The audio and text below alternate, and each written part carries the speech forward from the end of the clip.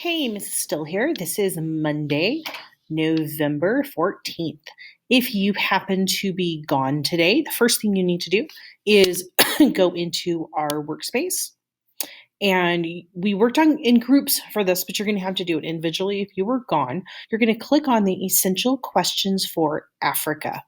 And that is going to bring up this document here.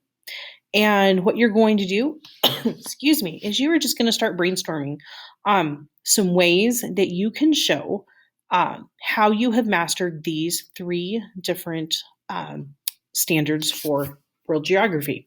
So the first one says, I can distinguish between population characteristics by world regions, country, and regions within countries. By looking at things like demographic transition, fertility, mortality, migration rates, population pyramids. Basically, in plain English, what that is saying is what causes there to be more people in one place than another. So, your job then down here, and you can just do a bulleted list if you want, is you can just start typing away what causes there to be more people here than there. Okay, and again, looking at Africa, and just start brainstorming as many different things that you can think of. And then do the same thing for comparing and contrasting the changes in human settlement patterns over time. Basically, what you're trying to do there is tell me why people move from here to there. You can even go back and start at the beginning, like where did people first live? Where did they come from? Where did they move to? Why did they migrate this way instead of this way? How did they get there? What mode of transportation did they use when they first started moving? And then you can come up to present day. What causes people to move from one place? Why are they pushed? Are they pulled? What are those factors causing people to move? And then the third one, you need to identify and explain the factors that contribute to cooperation and conflict within and between countries. So basically, what are the forces that cause people to fight, both inside of a country and between countries? And what causes people to cooperate? So I have that in there. Both why do people get along? Why do they fight, both inside a country and between countries? And you could probably come up with 25 pages of questions or topics. Before, when we've done this, I've had you write questions. You don't need to write questions. I just want you to brainstorm. If you want to write questions, that's fine. But if you just have kind of this brain dump of ideas, that's fine too. So once you are done with that, you are going to go back into the workspace. And I have an example here. So I'm going to go ahead. I'm just going to click this and we're just going to run through this real quick.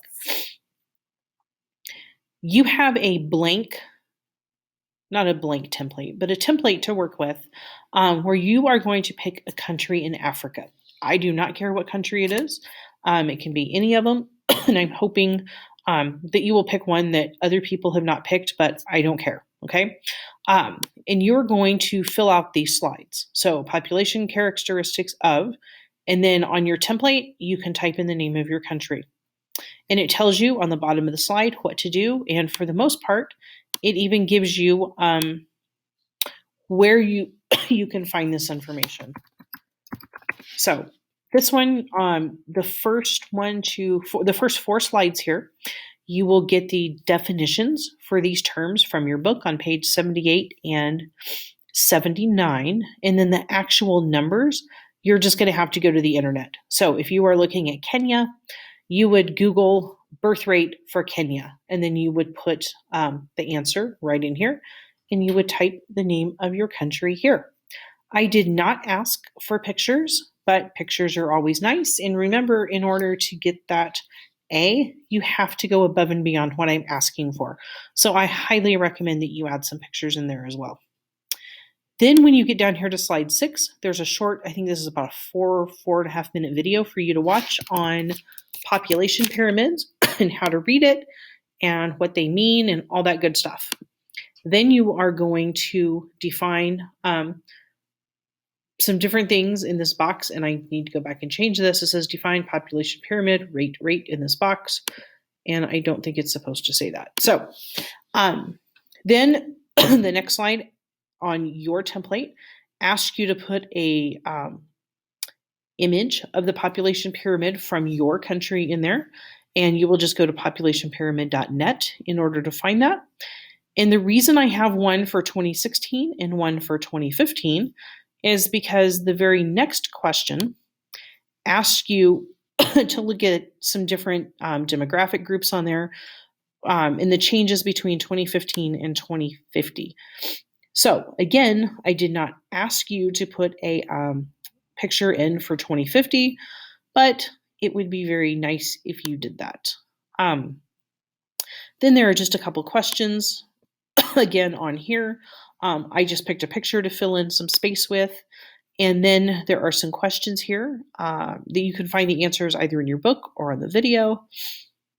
And then the very last question on here, and this is a very, very interesting website to go to. You are going to visit ifitweremycountry.com. You're going to look up your country in Africa. Then you're going to take a screenshot. Let me show you what this looks like. Hold on. There we go. Oh, if it were my home. I need to go back and change that. If it were myhome.com. So let's say that you are looking at Botswana. What I want you to do is take a screenshot of this information right here, these 12 different facts. And you can take a screenshot either by, it's a series of shortcut keys. It's one of like your function keys on your Chromebook, plus the control button, or you can use this nifty little extension that I added for you last week called Nimbus. And I can show you how to do both of those when you come to class. But that's pretty much it. That's what we are going to work on today. So if you have any questions and you're not around, feel free to send me an email and I will try to get back to you. If not, I will see you Wednesday.